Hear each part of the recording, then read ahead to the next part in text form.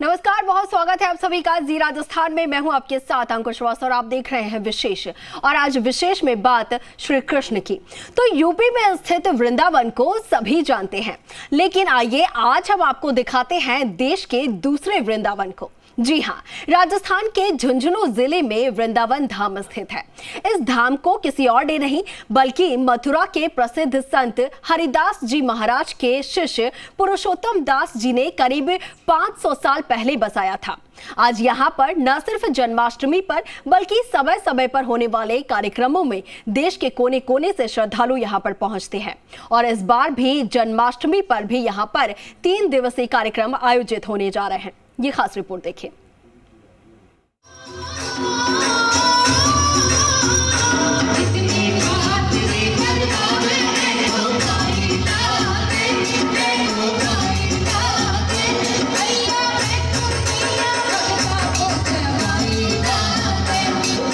ये झुंझुनू जिले का वृंदावन धाम है। इस वृंदावन धाम की अपनी अलग ही महत्ता है और जन्माष्टमी के दिन तो यहाँ दूर दूर से हजारों की संख्या में श्रद्धालु पहुँचते हैं।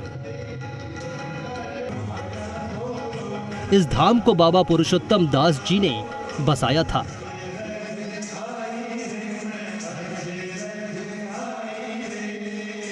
मान्यता है कि करीब 500 साल पहले मथुरा के हरिदास जी महाराज ने अपने शिष्य बाबा पुरुषोत्तम दास को आदेश दिया था कि वह मथुरा से निकलकर कहीं दूसरी जगह जाए और वहां पर वृंदावन धाम बसाए।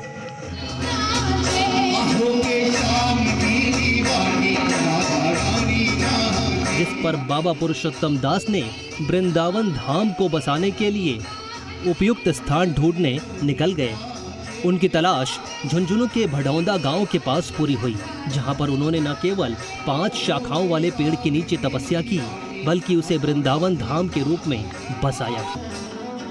बाबा के वंशज थे, वो इंदौर से दिल्ली आ गए थे। वहाँ पर कोई लड़ाई हो गई तो निकल के दिल्ली पहुँच गए। बाबा के वंश के लोग सिद्धमुख गांव राजस्थान जिले में सिद्धमुख पड़ता है, वहाँ पर आ गए।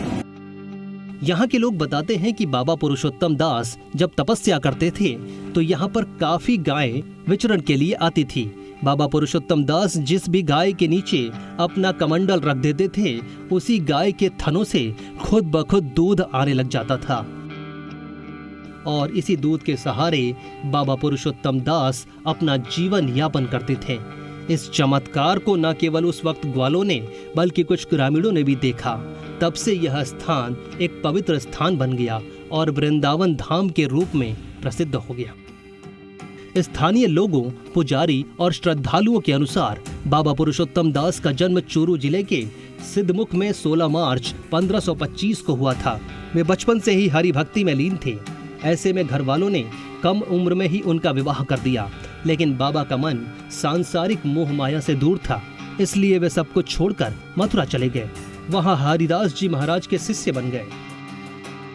इनका नाम पुरुषोत्तम दास था। इन्होंने कृष्ण भगवान की भक्ति से और ये हरिदास जी के पास मथुरा वृंदावन गए चले गए। तो ये जो अपने मंदिर के माँ जो मूर्ति हैं कृष्ण भगवान की, राधिका की, ये मूर्ति हरिदास जी ने इनको दी थी। बाबा ने इनकी पूजा करते थे। हम भी आज इन्हीं की पूजा करते थे। धीरे धीरे बाबा के चमत्कारों की गाथा लोगों तक पहुंचने लगी। यहाँ के निवास करने वाले सेठ साहूकार बाबा के मुरीद होते गए। सैकड़ों सालों बाद भी उनकी पीढ़ियां बाबा के जन्मोत्सव पर फागुन में यहाँ आना नहीं भूलती। बाबा पुरुषोत्तम दास ने 4 नवंबर 1650 को जीवित समाधि लेकर देवलोक को गमन किया। यहाँ का पंच पेड़ और बाबा बिहारी जी के मंदिर का आज भी धार्मिक रूप से विशिष्ट महत्व है। यह अब एक पर्यटन स्थल के रूप में विकसित होता जा रहा है। फागुन मास में एकादशी के एक दिन पूर्व आसपास के कई गांवों और कस्बों से पद यात्रा कर लोग वृंदावन पहुंचते हैं। एकादशी के दिन विश्व शांति के लिए यहाँ हवन एवं मंगल पाठ किया जाता है। प्रतिदिन यहाँ पर हवन चलता रहता है। एकादशी को बाबा का जन्मोत्सव मनाया जाता है। फागुन की 12 को यहाँ फागोत्सव आनंदोत्सव के रूप में मनाया जाता है।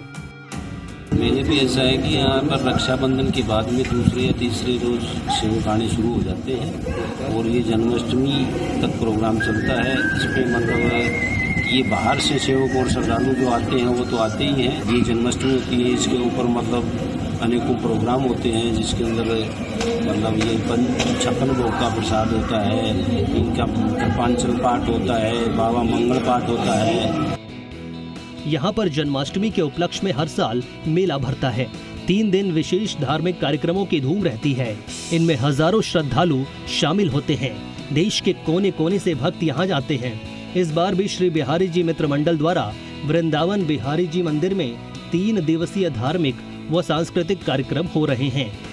कृष्ण जन्मोत्सव पर सालाना होने वाले कार्यक्रम में देश के कोने कोने से श्रद्धालु पहुँच गए हैं। मेरे बाबा के प्रति बड़ी आस्था है और हर जन्माष्टमी में लास्ट 40 साल से यहाँ आने का सौभाग्य प्राप्त होता है। जन्माष्टमी के पर्व पर यहाँ पर जो श्रद्धालु एक बार आ जाता है वो हमेशा यहाँ पर आने का प्रयास करता है। भगवान ने हमें हर साल आने का सौभाग्य दिया है। इस बार बाबा की इच्छा थी नहीं आने की, लेकिन बाबा ने बुला लिया और हम हर साल आते हैं। जो भी यहाँ पर मेले पर आता है उसकी इच्छा रहती है कि हर साल हम अवश्य आएँ। देश विदेश से यहाँ पर बहुत श्रद्धालु आते हैं और बाबा की श्रद्धा करते हैं। श्री बिहारी जी मित्र मंडल द्वारा फागुन की एकादशी पर यहाँ 3 दिन तक फागोत्सव का आयोजन किया जाता है। इस उत्सव में देश विदेश से श्रद्धालु पहुँचते हैं। पंच पेड़ के नीचे हवन एवं दीपोत्सव तथा महाआरती का आयोजन किया जाता है। फागोत्सव में फूलों और गुलाल से होली खेली जाती है। इसके बाद पंच पेड़ के नीचे ही महाप्रसाद किया जाता है। बिहारी जी मंदिर से लेकर पंच पेड़ तक एक शोभा यात्रा भी निकाली जाती है। बिहारी जी के मंदिर में 56 भोग की झांकी सजाई जाती है। श्री कृष्ण जन्मोत्सव पर भव्य कार्यक्रम का आयोजन है। यहाँ दूर दूर से भक्त पहुँचे हुए हैं। संदीप केडिया, जी मीडिया, झुंझुनू।